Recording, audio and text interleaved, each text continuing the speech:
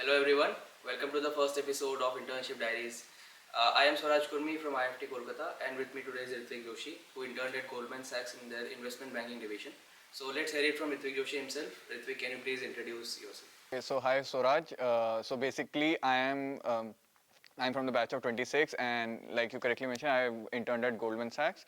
So basically, I have been a Fin enthusiast all through my life since I've started my college, and I think growing up, I have always felt a strong affinity towards number. Like I know I can read numbers very well. So I think at a very early stage, I got to know that finance or commerce is a field for me, and that's why I switched paths early on in my life. And going forward, I did my undergrad in BBA Finance from Christ University, and then I worked for around 6 months as a financial analyst at Wells Fargo. Post that, I also did a few months of internship at a consulting firm, and then along with my friend, I'm running a startup. Although I'm not actively part of the startup, but yeah, I have been part of the founding team since its inception. So that's basically how my career and academic journey looks like. And in my free time, I usually love to follow F1 and play with my dog. Basically, it's the love of my life. Cool. So I would like to carry forward the point about your love for finance. So talking about that, what learnings do you think were relevant from your first year of your MBA journey, which helped you in your internship? Anything? So there was basically a lot of things actually. So since I already told you I have coming from a finance background, so there were a lot of things that a lot of concepts that were very not new to me.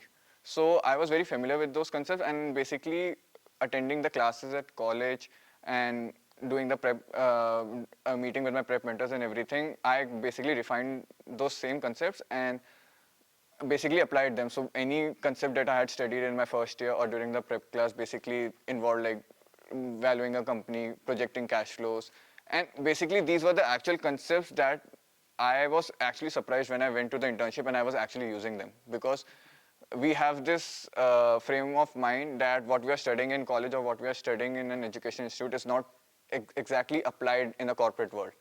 But that was not the case with me. During my internship, I was applying the same financial concept that I had been studying for the last 4 years.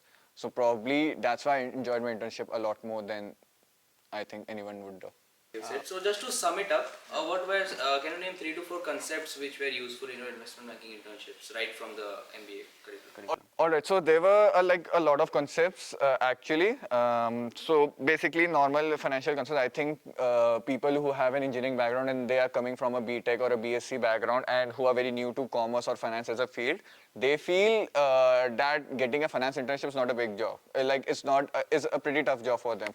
But that's not the case. So everything that you study from what Kavita Vadha ma'am have told in accounting is usually used in investment banking. So basically, if I have to take an example from what I did in my internship was doing a merger math model. So merger math requires very basic concepts of accounting, which are very evident and very clear to me from what I had studied from Kavita ma'am. Same goes with when Duke Ghosh sir taught us the corporate finance, yeah, the working capital management thing.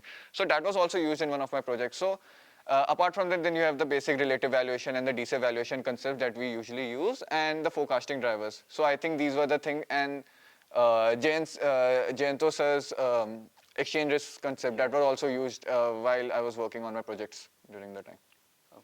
Okay, so that was it about the Yeah. good times and learnings. So could you please tell us about some of the difficulties that you faced during your internship?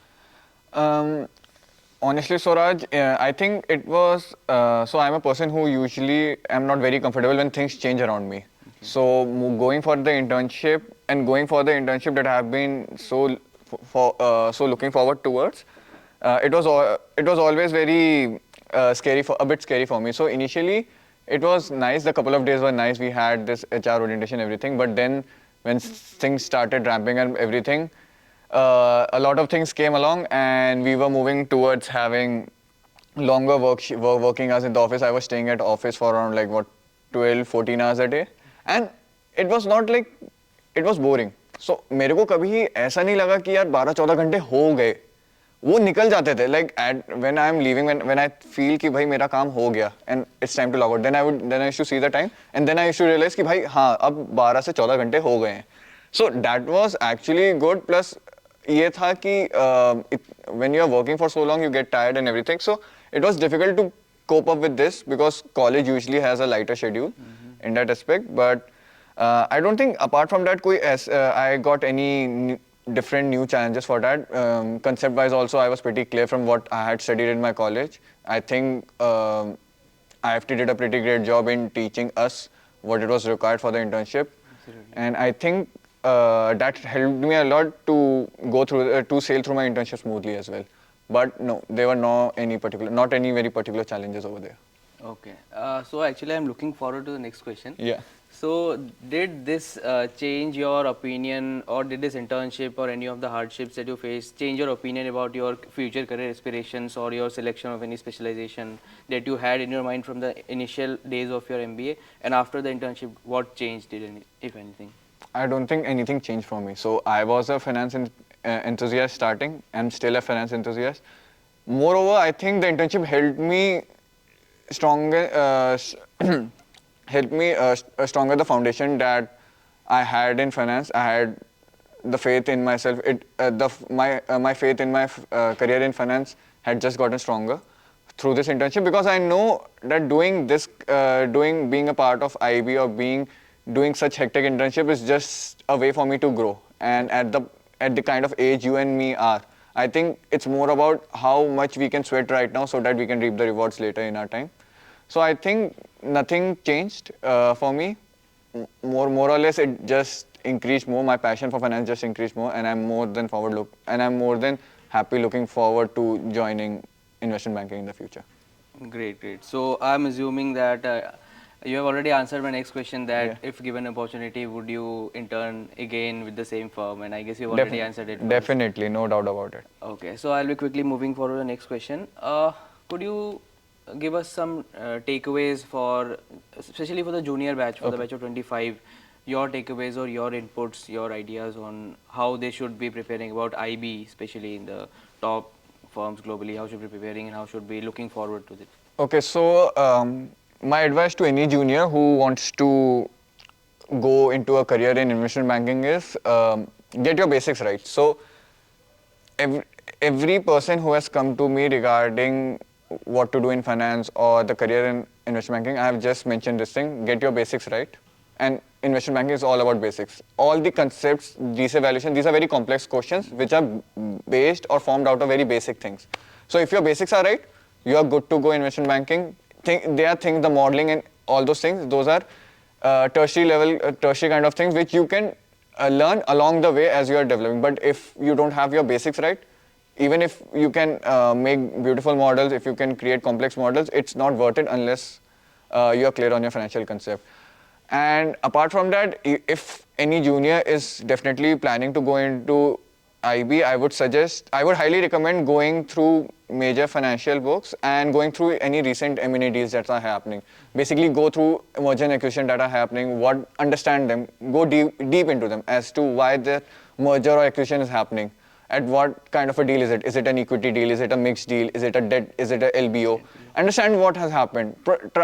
And if possible, if you get time, try to make a financial model of the same through your assumptions. How would you have taken that approach? So if you could definitely do that, that means you have the passion for it and definitely you have the knack for it as well and you can get into it.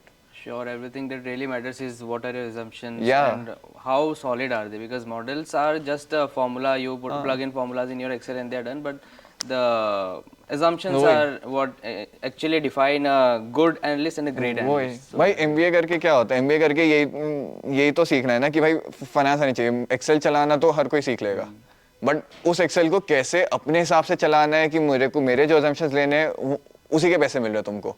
And that all depends on what kind of a knowledge you carry. So at the end of the day, get your basics right and you are sorted. okay, so that was it. Thank you so much, Ritvik, for joining in anytime, and sharing your insights. Stay tuned. We'll be back with episode 2 of Internship Diaries, and we'll be bringing another successful internship journey of another student from the batch of 26 for you guys. Till then, take care and see you in the next video. Bye guys, see you.